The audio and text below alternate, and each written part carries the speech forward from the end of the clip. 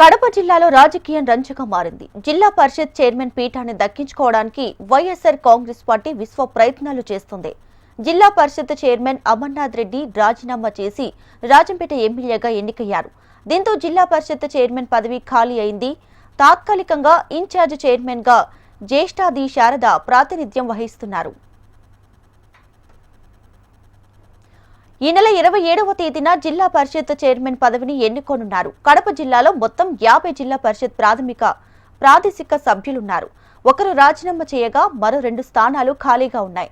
దీంతో ప్రస్తుతం 47 జెడ్పీటీసీ స్థానాలున్నాయి. వీరిలో 38 మంది వైఎస్ఆర్ కాంగ్రెస్ సభ్యులు కాగా 9 మంది టీడీపీ సభ్యులున్నారు. మారిన రాజకీయ పరిణామాలతో వైఎస్ఆర్ కాంగ్రెస్ పార్టీ తరపున గెలిచిన జెడ్పీటీసీ సభ్యులు ప్రస్తుతం తెలుగుదేశం పార్టీకి మద్దతిస్తున్నారు. దీంతో జిల్లా పరిషత్ చైర్మన్ పీఠాన్ని వైఎస్ఆర్ కాంగ్రెస్ పార్టీ కైవసం చేసుకోవడానికి ప్రయత్నిస్తుంది.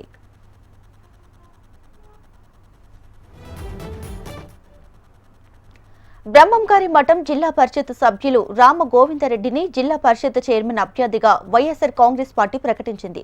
దీంతో ఆ పార్టీ సభ్యులను బెంగళూరు లేదా హైదరాబాద్ లో శిబిరాలకు తరలించాలని నిర్ణయించినట్లు సమాచారం.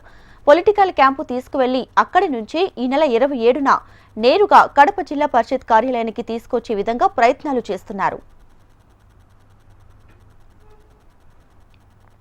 ఇవాళ పులివెందుల పర్యటనలో ఉన్న వైఎస్ఆర్ కాంగ్రెస్ అధ్యక్షులు జగన్మోహన్ రెడ్డి జిల్లా పరిషత్ పీఠాన్ని దక్కించుకునేందుకు వ్యూహాత్మకంగా వ్యవహరిస్తున్నారు. జెడ్పీటీసీ సభ్యులు ఎటూ వెళ్లకుండా బెంగళూరులో రాజకీయ శిబిరానికి తరలించే ప్రయత్నం చేస్తున్నారు. మరోవైపు తెలుగుదేశం పార్టీకి మద్దతుగా నిలుస్తామని మాట ఇచ్చిన వైఎస్ఆర్ కాంగ్రెస్ జెడ్పీటీసీ సభ్యులు సొంత పార్టీ చెప్పినట్లు వింటారా, టీడీపీ ఇచ్చిన మాట నిలబెట్టుకుంటారా అనే విషయం కడప జిల్లాలో హాట్ టాపిక్ గా మారింది.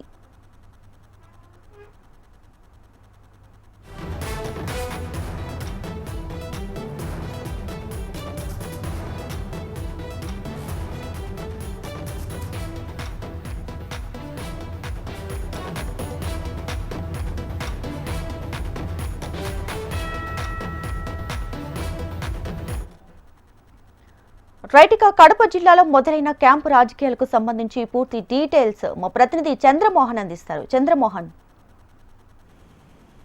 దీపిక, కడప జిల్లా పరిషత్ రాజకీయాల్లో క్యాంపు రాజకీయాలు చోటు చేసుకున్నాయి. ప్రధానంగా జిల్లా పరిషత్ను వైఎస్ఆర్ కాంగ్రెస్ పార్టీ అధ్యక్షుడు అలాగే మిగతా కార్యవర్గం అంతా కూడా వైఎస్ఆర్సీపీకి సంబంధించిన మెజారిటీ సభ్యులు ఉన్నారు. అయితే తెలుగుదేశం పార్టీకి సంబంధించిన సభ్యులు ఎన్నికలకు ముందు కేవలం ఒక్కరు మాత్రమే ఉండేవారు. ఆ తర్వాత ఇప్పుడు వారు 9 మందికి చేరుకున్నారు. అయితే ప్రస్తుతం వైఎస్ఆర్ కాంగ్రెస్ పార్టీకి సంబంధించిన జెడ్పీటీసీలను తెలుగుదేశం వారు ఏదైనా తీసుకువెళ్తారనే ఉద్దేశంతో వైఎస్ఆర్సీపీకి సంబంధించిన జెడ్పీటీసీ సభ్యులందరినీ కూడా పులివెందుల రమ్మని చెప్పేసి ఈ రోజు ఉదయం చెప్పినట్టు తెలుస్తుంది. వైఎస్ఆర్ కాంగ్రెస్ పార్టీకి సంబంధించిన జెడ్పీటీసీలందరినీ కూడా ఈ రోజు వేంపల్లిలో సమావేశపరిచి అక్కడి నుంచి జగన్ తో మాట్లాడించే ప్రయత్నం చేస్తున్నారు. ఇక్కడ స్థానికంగా ఉన్న వైఎస్ఆర్ కాంగ్రెస్ పార్టీ నాయకుడు జగన్మోహన్ రెడ్డి ప్రస్తుతం లింగాల మండలంలో పర్యటిస్తున్నారు. మరి కొద్దిసేపట్లో ఆయన వేంపల్లికి చేరుకుని అక్కడి నుంచి ఇడుపులపాయకి వెళ్లే అవకాశం ఉంది.